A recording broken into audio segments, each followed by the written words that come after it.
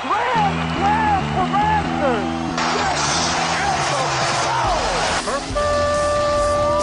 It's time for Blessed to Play on EWTN Radio, uncovering the role that faith plays in the lives of sports professionals from around the country. And now, here's your host, Ron Meyer. Fire, score! Welcome, everyone, to 30 minutes of Spiritual Sports Radio. I'm Ron Meyer. My guest today will be entering his 27th season calling Cleveland Indians baseball games. Tom Hamilton is a six-time Ohio Sportscaster of the Year.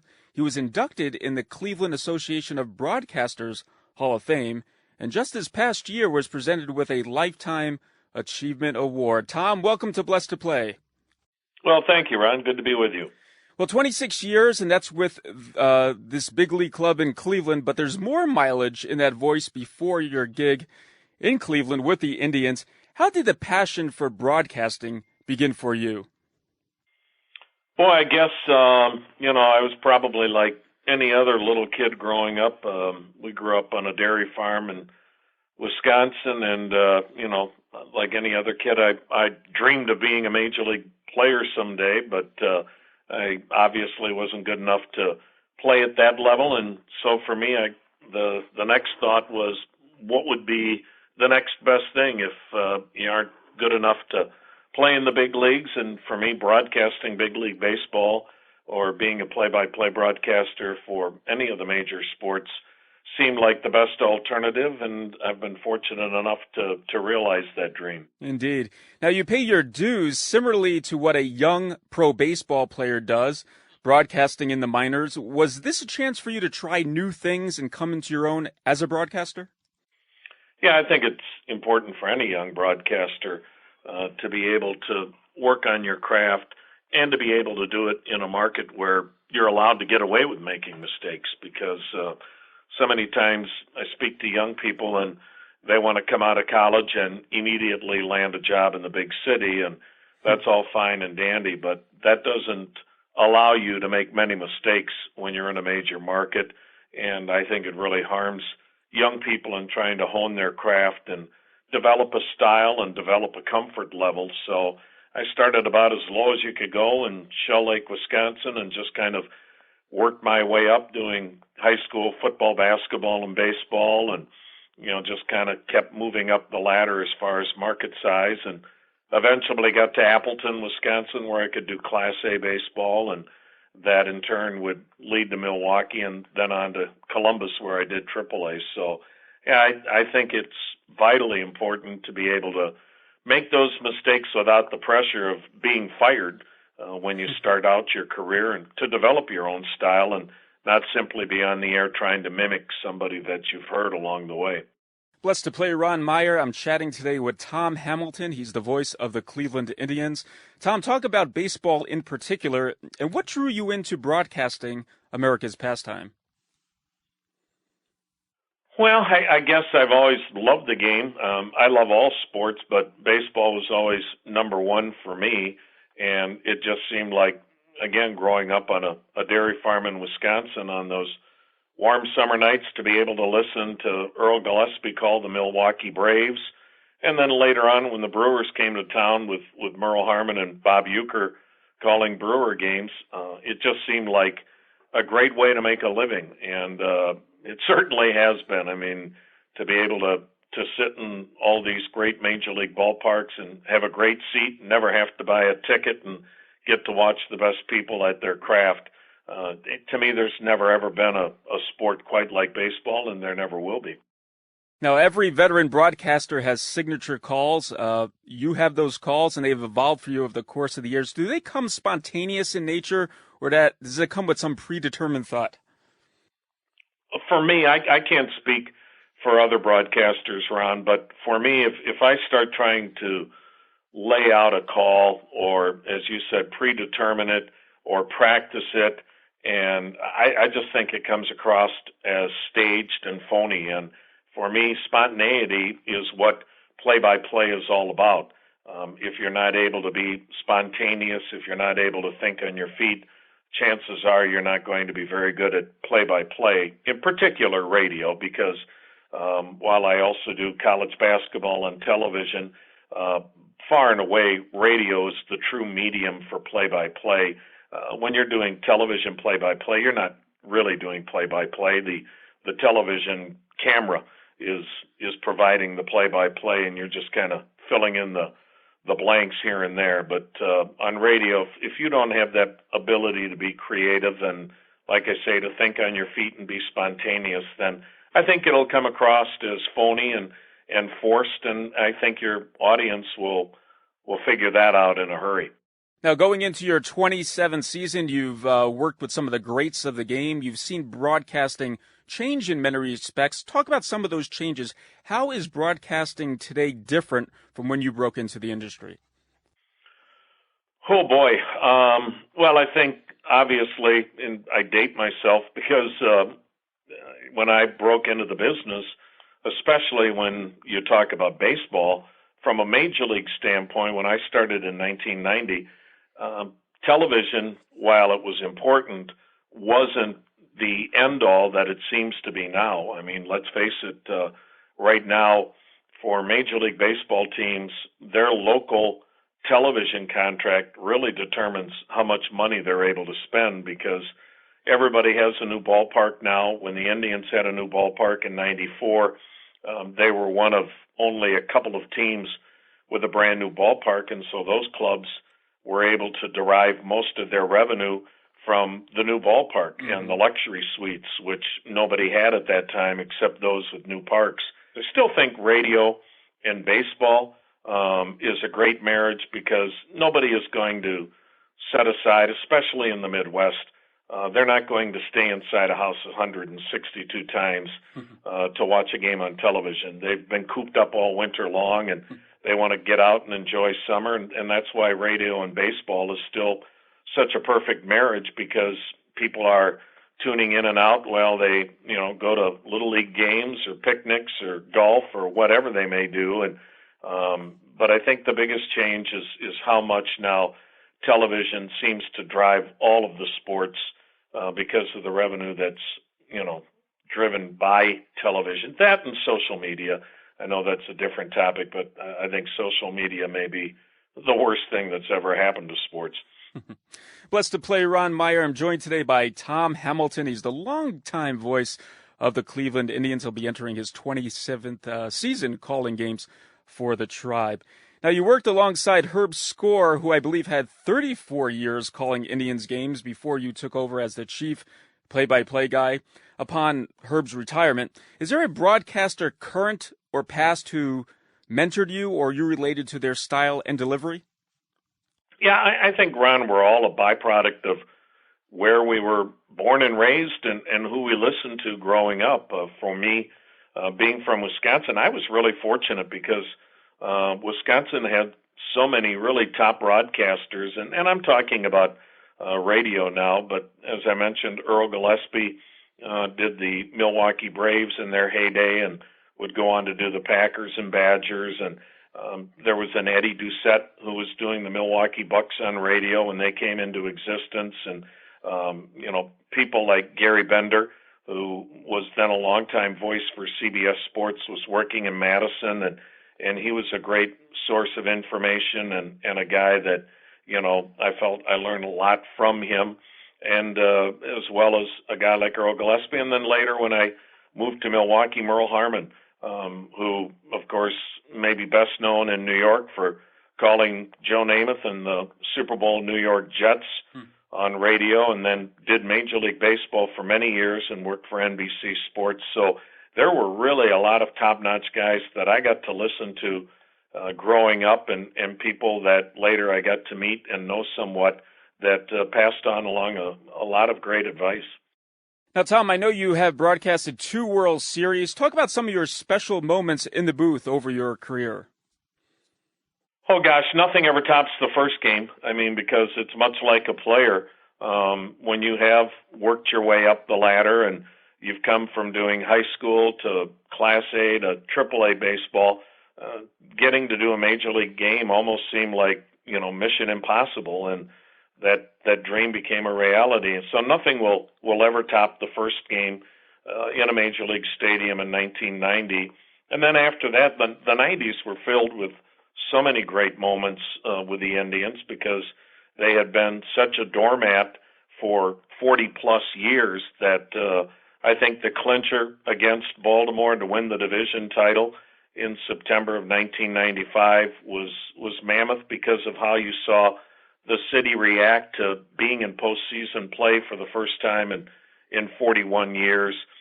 Then there were great playoffs to beat Boston in Game 1 of the playoffs that year. The Indians were the prohibitive favorite, but trailed in extra innings. Albert Bell tied it in extra innings, and then Tony Pena got the take sign on a 3-0 pitch and hit a game-winning home run. And so that kind of set the stage for so many memorable Octobers, especially 95 in Cleveland, because nothing, I don't think, ever tops that first, and Kenny Lofton scoring from second base on a passed ball against Randy Johnson and the Seattle Mariners to win the pennant in 95. And then, quite frankly, even the 97 October was so crazy. The Indians win a playoff game on a failed suicide squeeze bunt. There were just so many of those goofy moments, and even Game 7 to have the lead in the ninth inning and lose the lead and then lose in extra innings. I mean, there's still nothing quite like Game 7 of the World Series, no matter how it turns out. Yeah, for sure. And those definitely were the glory years in Cleveland. Now, like football, baseball has this component of a lot of downtime. So how important is storytelling in the course of a game for a broadcaster like yourself? Well, I think especially in baseball, it's vital because you're a part of people's lives every day for 6 months, which is what makes baseball so unique compared to all of the other sports. People are listening to games each and every day, whether it's 10 minutes or whether it's 2 hours. And so it's kind of, a 6-month story where you're filling in the pages. And I think you got to make sure the game always comes first. But in the course of a 6-month season, you've got a lot of ball games that maybe are not all that entertaining. And I think that's when you're put to the test that, you want the audience to still be listening, even though they may already know the outcome of the game because they feel like they're entertained. All right, let's take a break. When we return to B2P, we'll get to know another side of Hammy. More with Tom Hamilton, the voice of the tribe. Keep it here. This is Blessed to Play.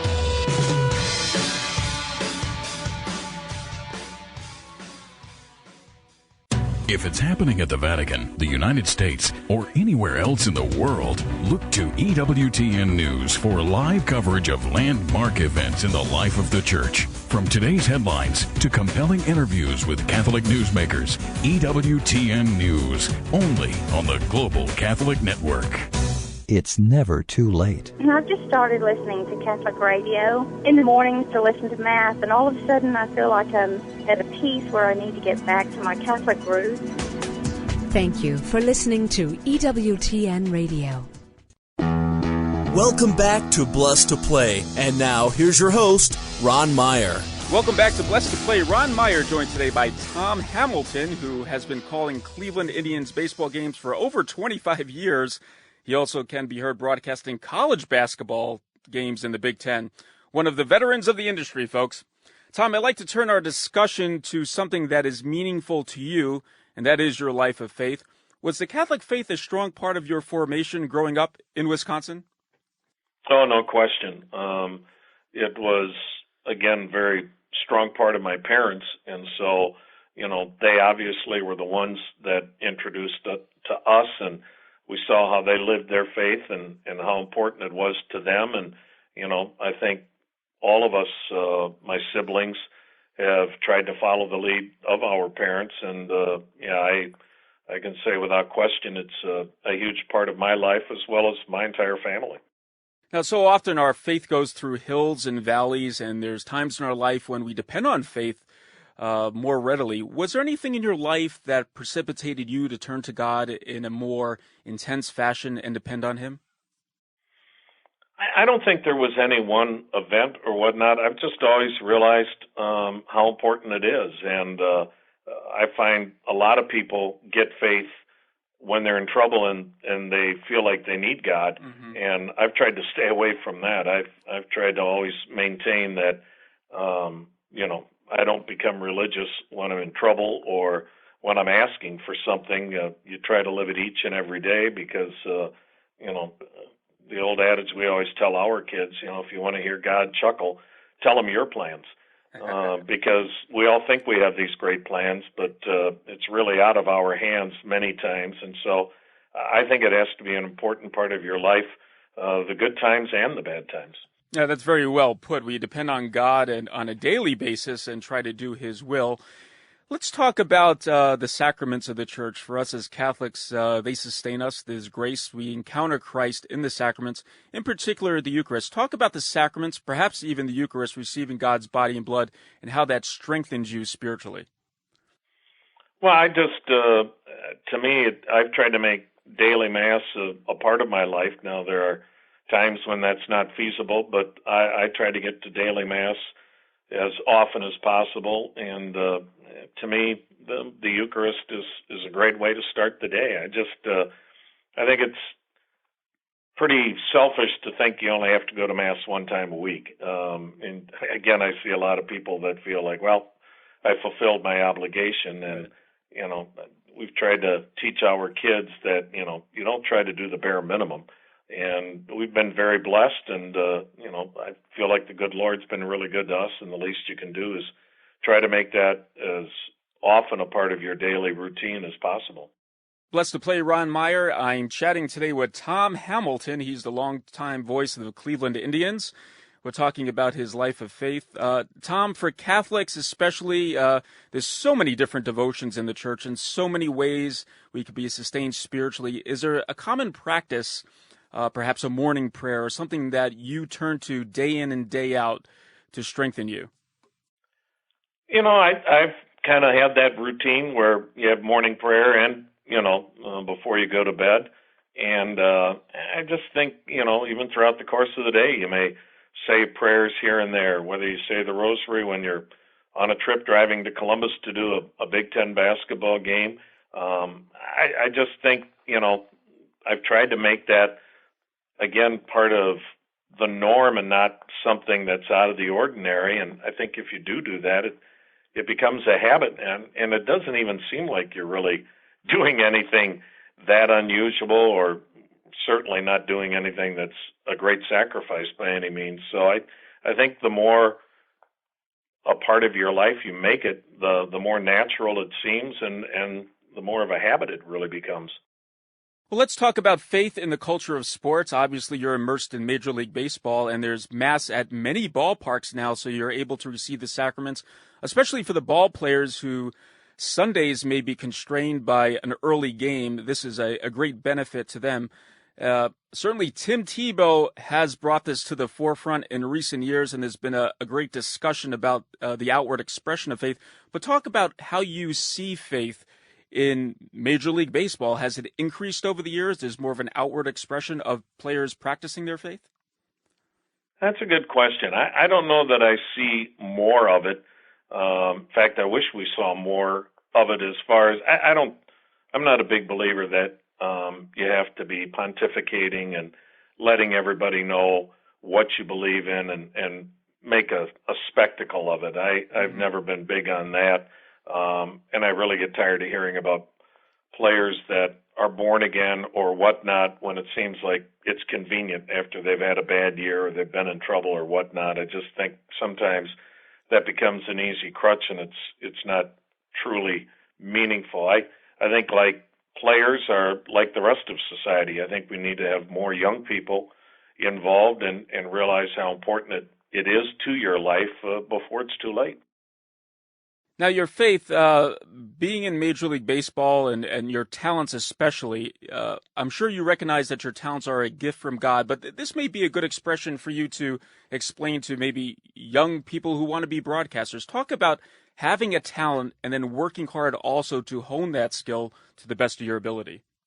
Well, I think you said it best. I mean, anything that we have is a gift from God, and so I was blessed to have hardworking parents. I mean, I think you have to look at at all of the subtle ways that you've been blessed, and having hardworking parents instilled a work ethic in me. And I realized that I've been very blessed to have this job, but it wasn't easy to get this. There were a lot of rejections along the way, should you say, in the work industry, or jobs that you thought you should have been able to get and maybe you didn't. It went to somebody else. And again, I think that's sometimes where people's faith is tested, where they're like, well, no one's listening, so I'll just go on and live my life the way I want. Sometimes what we ask for is maybe not in our best interest. We just don't know it at the time. So I just, I'm just very thankful for all the little things here in life. Blessed to Play Ron Meyer here with Tom Hamilton. As I mentioned, he's a longtime voice of the Cleveland Indians, and we're talking about his life of faith in this segment of Blessed to Play. Tom, your children, raising a family, I know God is part of that as well. Talk about your approach to raising a family in light of your spirituality. Well, I think I've tried to instill in them the same thing, that my parents instilled in me. They went to Catholic grade school and got that foundation.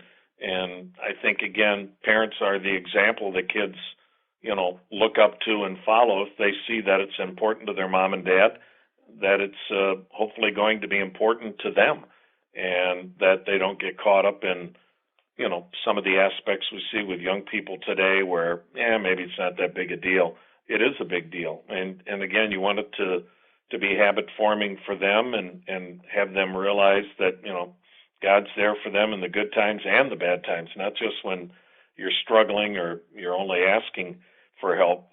It's got to be a two-way street. So we've tried to instill that in our children, and you do the best you can, and you hope that they see how important it is, and I think for the most part they have. In many respects, living out one's Catholic faith is countercultural, especially in this day and age.